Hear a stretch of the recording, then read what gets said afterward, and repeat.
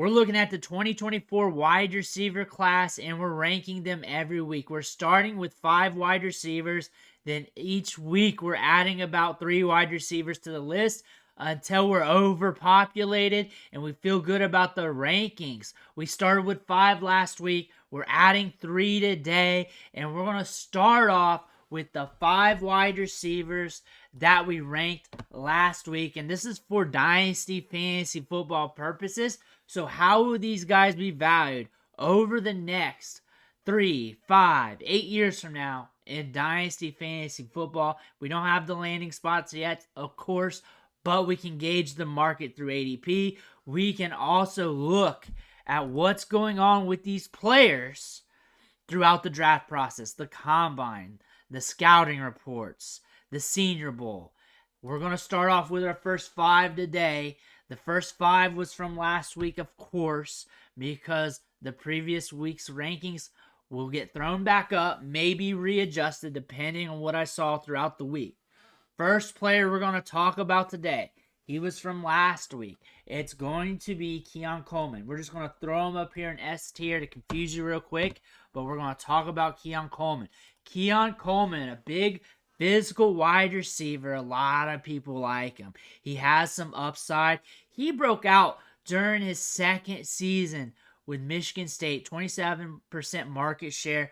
Went over to Florida State this year. Off the rip, he was making plays. He's got ball skills for days, a good contested catchability. But where should he be ranked in Dynasty Fantasy Football for the long term, for rookie drafts? That is the question. Looking at Keon Coleman, there's no way I can put him in S tier because we know what S tier is about. We know what A tier is about. So honestly, seems like he's firmly into B tier. I feel like B tier is the appropriate place for him for right now. But we got to move on. We got to look at our next wide receiver. And I'm just going down the list here that the tier maker has below. Our next guy, Malik Nabers. Malik Nabers, come on down. Let's talk about him real quick because he's a stud wide receiver. One of the top wide receiver prospects that we've ever evaluated here. Broke out during his second year, age 19, with a 26.98% market share. And he put the stamp on things this year with a 42.65% market share. Top wide receiver in college football. Very productive at the SEC level. And he's a guy that you know will transition quickly to the NFL game. You know where he's getting drafted at. There's a very good chance he goes to a situation that is going to be very lucrative for his draft stock in Dynasty Fantasy Football. We know he has to be an S tier. He's an S tier pretty much in every single set of rankings out there. He belongs there. I was high on Nabers before it was cool, and I'm kind of still there. But since it's so cool right now, I moved on for some late round guys just because I want to plant some flags. But I love Malik Nabers, top tier prospect, needs to be considered a stud, alpha, generational type talent because he has the upside to be an all-time great. But we're moving on. We're moving on to our next player off the list here, and it's random. So next guy here, Romadun. Is he an S tier player? Let's talk about that. Generational type talents at the wide receiver position coming out for the draft, regarded by the market. There's levels to this game.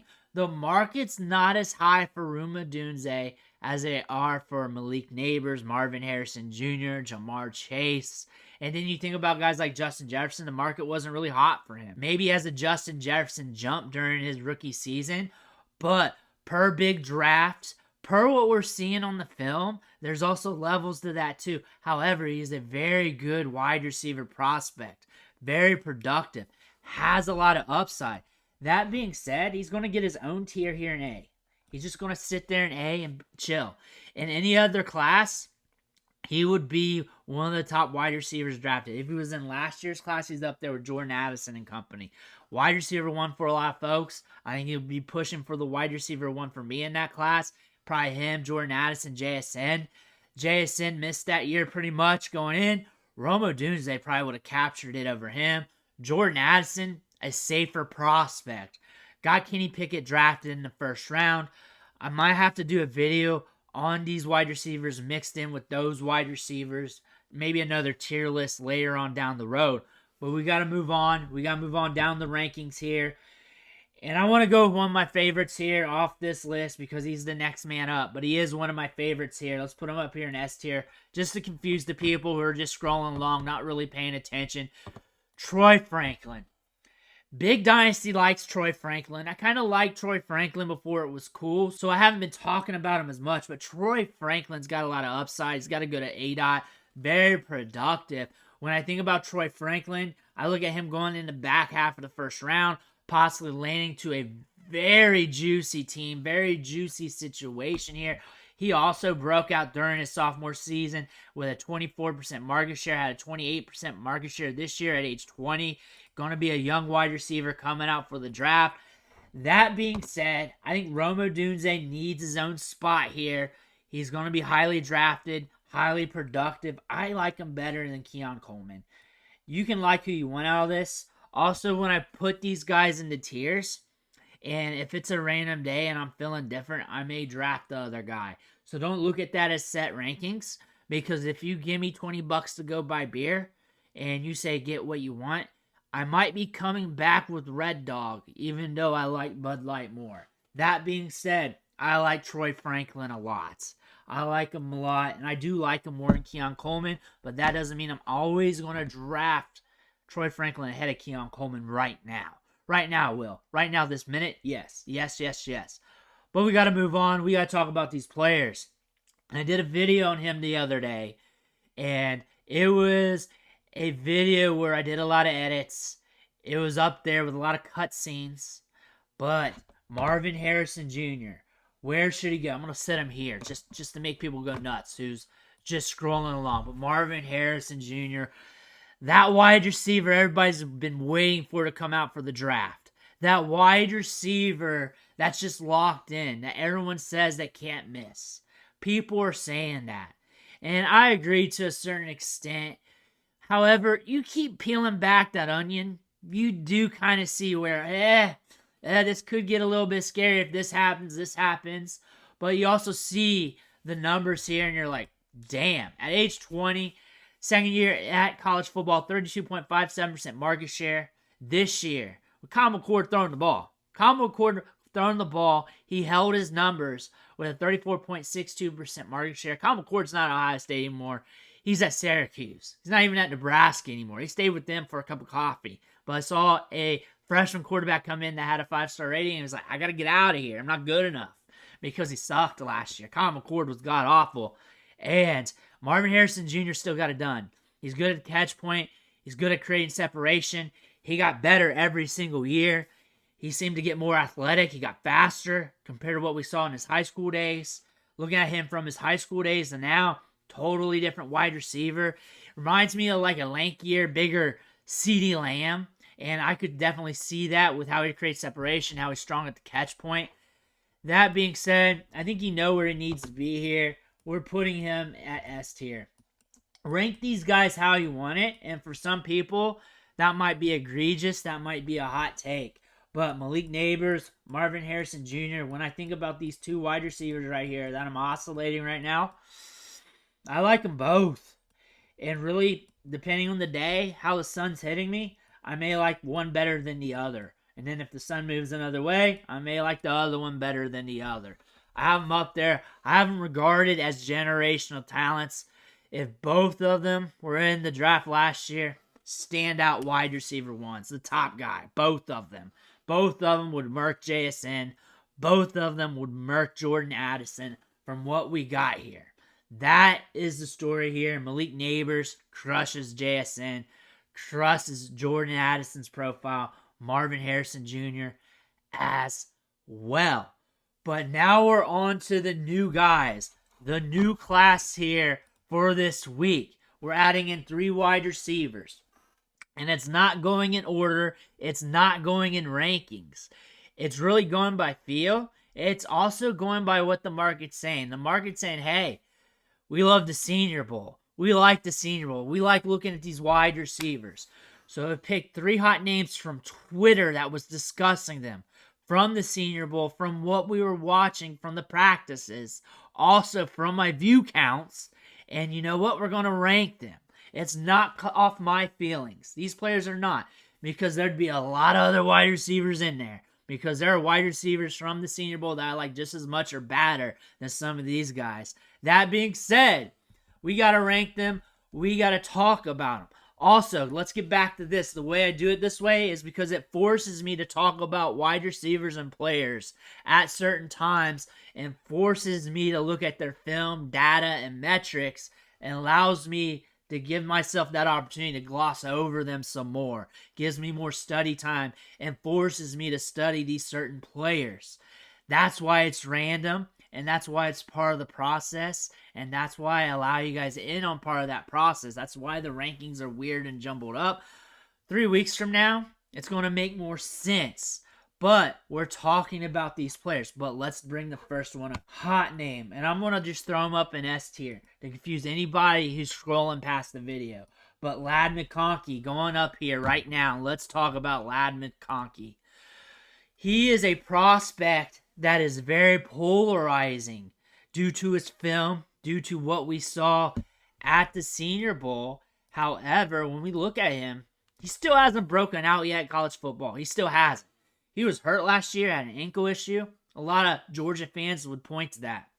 And a lot of Georgia fans watch this channel. So it's very advantageous that I talk good about Georgia players.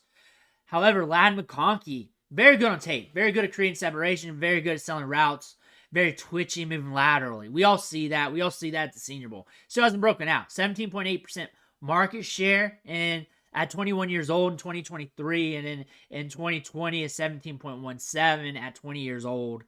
At the Senior Bowl, though, shaking guys out of their shoes. That being said, draft capital is going to matter a lot. Draft capital and landing spots. When compared to some of these other top-end prospects, like, these guys broke out. These guys were dominant. He did not show up to Georgia and said, hey, this is my ball, I'm taking it. You give me all the targets, or you guys ain't going to move forward, because you need to give me all the targets, because I'm that guy, I'm that dog. He did not show up to Georgia and say that. He didn't. And a lot of people are on his nuts, looking at the routes, looking at the tape, and that makes sense. And that makes sense. I see that too. I think he's a very good route runner. I do see that. I do see where the NFL is going to like him and have him drafted somewhere probably in round 2, early round 3, somewhere in that range. Highly doubt he works his way up to round 1. The combine's going to be very important. However, he did not load up at Georgia and say, hey, this is my team. This is my offense. I'm going to take these targets. I'm going to be super productive. Looking at the stats here, his best season was in 2022, 762 receiving yards, 58 receptions. He has 1,600 yards in 3 seasons, technically 4 seasons. About 500 some yards a year, 400 some yards if you're counting that 2020 season where he didn't log anything. That being said, Lad McConkey's a scary prospect. You have to say that. You have to be real with yourself. You can't be scared to say that. You see him on tape. You see him shake dudes out of their shoes and all that. That being said, I know Big Draft likes him. And I think Big Draft is overshooting their shot a little bit. And I think they're just too scared to look at that. I'm going to have him at C, though. Because I could be wrong there. I might be flushing him down the rankings. If he does not get top 60 draft capital, it's not really draftable for me, honestly. But if he does, probably going to stay around tier C-ish. Probably going to stay around there, looking at the draft capital. But we got to move forward. We got to move on. Another star name from the show last week at the Senior Bowl. Probably had the biggest moment out of everybody, especially in the first 2 practices, Roman Wilson. And when I think about Roman Wilson, he's got speed. He's got athleticism. He's very twitchy. Runs good routes here. And then looking at his numbers, not the greatest, but he is at Michigan. We saw what Harbaugh did in Nico Collins. That being said, too, the numbers are the numbers. That still makes him scary. That doesn't mean you should be vaulting him up in the top 10. And also, he broke out at age 22, 24.62% market share. It's a red flag. It is. But he does run in the 4.3s. He's a candidate of posting elite vertical at the combine. He is a candidate to blow up the combine. He creates separation. He has good hands. However, he can get into his body a little bit. We want to see him operate against press a little bit more. We want to see him build up that yak. Those yak numbers, yards after catch per reception, isn't the greatest, but he had a good ADOT, though. He had a good ADOT considering he was at Michigan, considering how the ball was flowing there. Roman Wilson has a lot of upside. I think he is a major riser here. And when I think about ranking these guys, I kind of like him a little bit better than Ladd McConkey when you put them in a phone booth. You look at their metrics. You look at them on tape. Really depends on what the draft says. Because if they don't like Roman Wilson as much, which I think they like him, I think he might be a candidate to go day 2. I think the Senior Bowl did something here. I really do. And when we look at him on the rankings here for the tier list, we look at him and Ladd McConkey. Right now, before we add more dudes, because we're going to add more tiers. We can't get through this wide receiver class with just tiers from SA, B, C to D. We're going to have to add more. But these guys are oscillating because I think Roman Wilson has a little bit more upside. I think he can create separation almost as good as Ladd McConkey, but in different ways. I think he's very twitchy. I think Roman Wilson has some upside there. Big draft. The NFL draft is what's going to matter for Roman Wilson. I can't vault any of these guys up here in this range. And if I create another tier with some other players and say tier B starts getting too big and I got to split it up, these guys might be moving down a little bit. That being said, I'm oscillating these guys for the moment. Things could change for next week's rankings, so you may want to hit that subscribe button. But we got to move on to our next wide receiver, Brendan Rice, another Senior Bowl wide receiver. Not really one of my favorites, but again, we got to talk about him because Twitter, Big Draft, was talking him up at the Senior Bowl, talking him up pretty heavy. Got a good view count. That's one of the reasons why I picked these 3 wide receivers, because I'm not picking them off my feelings. I'm looking at what the market's saying. I'm looking at what they're saying, and I'm throwing them into the rankings. That being said, Brendan Rice almost broke out with Colorado. Almost broke out this year with USC. Bigger wide receiver, but he's still twitchy. Strong off the line of scrimmage. Good release. Good route package. Has some good things to his profile. However, when you look at him, you're like, where's he going to go in the draft? We're pretty deep at wide receiver here. Can he get day 2 draft capital? The draft capital is what's going to matter here. A pathway to being a starter is what's going to matter here for Dynasty. I see the upside. I see it with the size. I see it with his route running. Also see it with last year's class, as there wasn't that many bigger wide receivers that came out that got high-end draft capital that's going to push for the league. That creates a part of the market in the NFL where teams are going to start wanting some of these bigger wide receivers to complement some of these other wide receivers who are about 6 foot, 190, 180 range. But when I look at the rankings here, when I look at him compared to the other wide receivers in this class, I'm taking him down a step here to D. D's my lowest tier right now because there's no need to make like 20 tiers for 8 guys. He might be getting bumped lower. He might be staying around the same. I like his skills when compared to last year's class because I think that's going to give you more value compared to the other classes. I think he would be up there somewhere in the middle of that board, somewhere around there. And depending on draft capital, that's really going to matter for him. It's going to be huge for him. How much is Big Draft going to like him? How's he going to do at the combine? I'm going to be watching him. I'm going to be watching him closely at the combine, see where those numbers are going to be at. Because I see him being very bursty off the line, but I also want to see where he's going to post at that long speed. I'm highly interested in that. But Brendan Rice does have some upside in the right situation, going to the right team, getting the right quarterback. However, looking at this board, I look at it, I see the stud tier, I'm cool with it. Odunze, I think I'm locked in with those top 3 being there. B tier is going to grow. A tier might get a buddy. It might, maybe in a few weeks. B tier is going to grow. C, D, you're going to see an E, G, F, J, H, whatever, elemental P tier, because this is a deep wide receiver class. This is a very good wide receiver class. And the rankings right now don't make sense because I made them not make sense because I kept adding random wide receivers. Next week, we'll add 3 more random wide receivers to the list. We'll rank them. We'll talk about the wide receivers some more. And we'll keep adding players to the rankings. But let me know what you think in the comments below. Don't forget to hit that subscribe button on the way out. I want to thank you for watching. Catch you on the next video.